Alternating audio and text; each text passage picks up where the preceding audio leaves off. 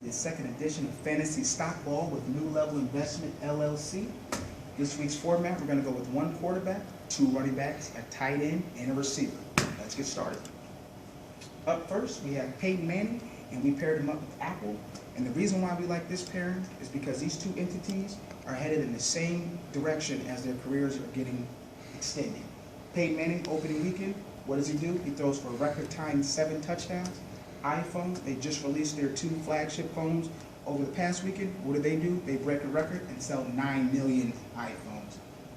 Not to mention, Apple has just announced that they're buying back shares of $100 billion, and they increased their dividend yield.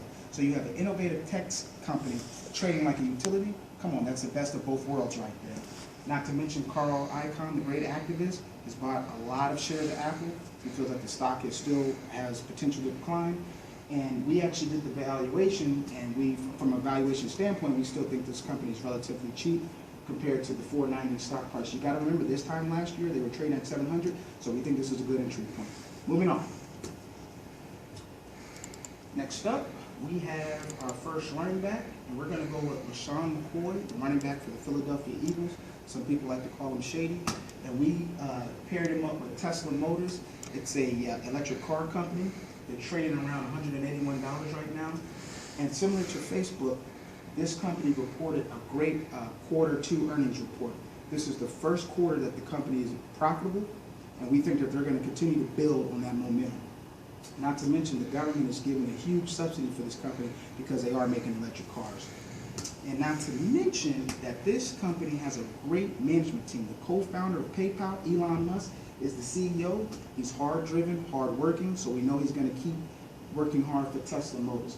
There's a couple of knocks on the company, just like there are a couple of knocks on Shady McCoy.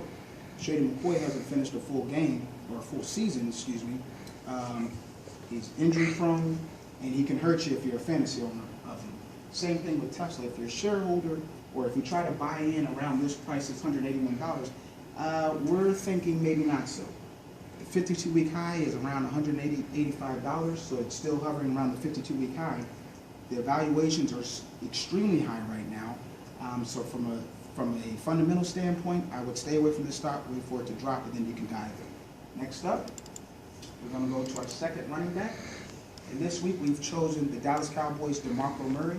Last week, he had 175 yards and a touchdown against the Rams. And we're pairing them up with Outerwall, and we love the way these two entities are moving. There's great potential for both of them. Outerwall, some of you may not have heard of Outerwall, but you definitely know their product. Have you been to a 7-Eleven or your local grocery store lately? That red box that you see, the red box, DVD players, that's Outerwall. Not to mention, Outerwall also owns Coinstar. And the company just recently announced that they're going to start the streaming business for their instead of doing DVDs, they're going to go into streaming. So if you heard of Netflix, you know that Netflix started out giving you DVDs, then they went to streaming, big money involved there. So if Redbox can just get a piece of that market share, they can do wonders, revenues increase. Also, the CEO announced that they're cutting their revenues for the third quarter and the full year outlook. That is a horrible thing, very bad. However, that may have created a buying opportunity. I actually like the stock when it was trading around $60 a share. Now it's hovering around $48 a share. When the company announced the cutback, that delivered a 17% sell-off. So again, that's a buying opportunity from a valuation standpoint. We love the way the company's headed. They're currently their forward price earning ratio is around 9. They're growing about 20 to 25% a year. So that's great valuations. We like the way this company's headed. Like I said, $48 a share. It's time to dive in.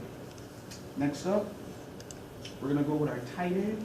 And this week we chose Jason Witten. And some of you out there may say, well, why are you choosing Jason Witten? What about Jimmy Graham? Yeah, that's true. Jimmy Graham is playing lights out. But we're not going for the 25 to 30 point a game guy that may drop down to 0 points next week. We want consistency across the board. So there's no better consistency at the tight end position than Jason Witten, just like there's no better consistency at a stock than Microsoft. They're currently trading around $32 a share. You're not going to get a 15 to 20% appreciation in this stock, but what you are going to get is a quality dividend. Microsoft just announced that they're increasing their dividend by 21%, which is going to give you about 28 cents a share. And they're also now are going to start buying back shares up to $40 billion. So you have a tech company paying you just like a utility company, similar to Apple. So again, that's the best of both worlds. Not to mention, Microsoft is still doing innovation and innovating and coming out with new products. They just launched their Surface Tablet 2. They're also, they have the Windows phones with Nokia, so they're building a nice ecosystem, as well as with the Xbox. So if they can get some pieces going and figure some of that stuff out there, that stock could jump a little bit.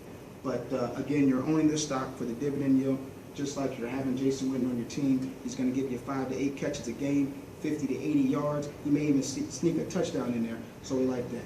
Okay, next up, we're going to go to our receiver. Oh, there's an audible on the play. No receiver this week. We're going to give you a bonus. We're going to give you a football player, a fantasy player to stay away from, as well as a stock to stay away from.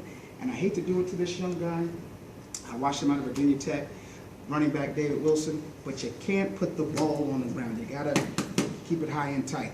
Same thing with BlackBerry. They dropped the ball way too many times. They had complete market share of the phone mobile arena 5 years ago. They sat back and watched Apple eat its lunch. They sat back and watched Samsung eat its lunch.